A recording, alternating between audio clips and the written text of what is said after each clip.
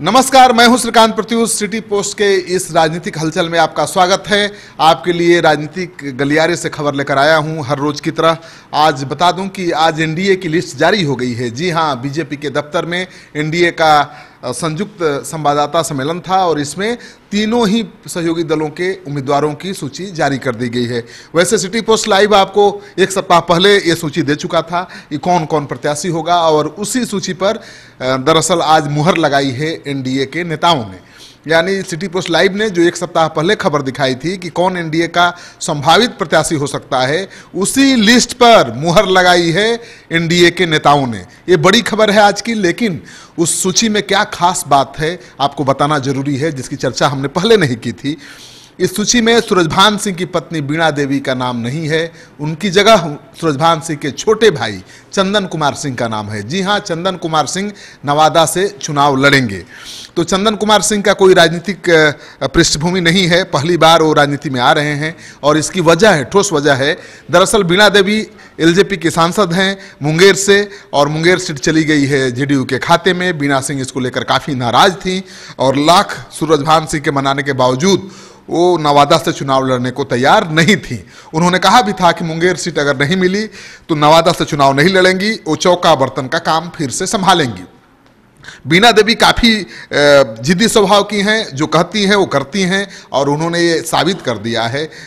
लोकसभा चुनाव छोड़ देना, मैदान से खुद बाहर हो जाना और अपने देवर को मौका दे देना, ये आसान काम नहीं है।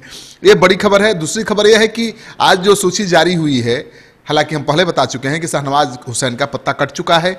आज जो सूची जारी हुई उसके अनुसार भी हमारी खबर पर मुहर लग गई है, यानी शाहनवाज हुसैन चुनाव मैदान से बाहर हो गए हैं। और सबसे बड़ी बात यह है कि गिरिराज सिंह बेगूसराय से चुनाव लड़ेंगे। उनकी राह थोड़ी आसान हो गई है क्योंकि कन्हैया कुमार को महागठबंधन ने बाहर कर दिया है। महागठबंधन में सीपीआई को जगह नहीं मिली है, ये बड़ी खबर है। लेकिन सीपीआई केवल नाराज नहीं है, बल्कि जितने वामपंथी दल हैं बेहद नाराज हैं और इसीलिए आरजेडी के उस प्रस्ताव को सीपीआई-एमएल ने ठुकरा दिया है, जिसमें कहा गया था कल ज्वाइंट प्रेस कॉन्फ्रेंस में कि माले का एक प्रत्याशी आरजेडी के कोटे से लड़ेगा और चुनाव जीतने के बाद आरजेडी में शामिल हो जाएगा। माले ने आज प्रेस कॉन्फ्रेंस करके ऐलान कर दिया है 5 सीटों पर उम्मीदवार उतारने का। तो महागठबंधन की चुनौती माले ने बढ़ा दी है, वामपंथी दलों ने बढ़ा दी है। ठीक है, कन्हैया कुमार की चुनौती बढ़ी है महागठबंधन में शामिल नहीं होने से, लेकिन वाम दलों ने महागठबंधन की चुनौती भी 5 सीटों पर बढ़ा दी है। जहां पर महागठबंधन के प्रत्याशी होंगे वहां पर महागठबंधन को चुनौती का सामना करना पड़ेगा। और अगली खबर यह है कि एनडीए की लिस्ट में नागमणि का भी नाम नहीं था। नागमणि दावा कर रहे थे कि रालोसपा सुप्रीमो उपेंद्र कुशवाहा के खिलाफ लड़ेंगे, लेकिन उन्हें तो मौका ही नहीं मिला। नीतीश कुमार ने उनको उम्मीदवार बनाया ही नहीं। अब नागमणि चुप्पी साधे हुए हैं, रालोसपा में विद्रोह किया, रालोसपा को छोड़ा, अब नीतीश कुमार के साथ गए, लेकिन नीतीश कुमार ने उन्हें मौका ही नहीं दिया उपेंद्र कुशवाहा को सबक सिखाने का। उपेंद्र कुशवाहा ने प्रेस कॉन्फ्रेंस में ही कहा था कि इतने छोटे आरोप लगाने से उनका कुछ नहीं बिगड़ेगा और न ही नागमणि को टिकट मिलेगा। थोड़ा और जोर लगाइए भैया, तभी टिकट के हकदार होंगे। बात सच साबित हुई। नागमणि का जो जोर था वो काम नहीं आया और उन्हें मौका नहीं मिला, उनकी हसरत पूरी नहीं हुई उपेंद्र कुशवाहा को चुनाव हराने की। तो नागमणि अब दूसरी राह खोज रहे हैं। और दूसरी बड़ी खबर ये है कि पासवान जी की पार्टी में आज वीणा देवी शामिल हो गई हैं। वीणा देवी जेडीयू एमएलसी दिनेश सिंह की पत्नी हैं, पूर्व विधायिका हैं। और सबसे खास बात यह है कि इनका नाम का ऐलान पहले हो गया कि ये चुनाव लड़ेंगी वैशाली से रघुवंश प्रसाद सिंह के खिलाफ एलजेपी के उम्मीदवार के रूप में, लेकिन पार्टी में शामिल हुई बाद में। यानी टिकट पहले मिल गया, बाद में पार्टी में शामिल हुई और उन्होंने कहा कि चुनाव में रघुवंश सिंह को पानी पिला देंगी, यानी चुनाव जीतने का उन्होंने दावा कर दिया है।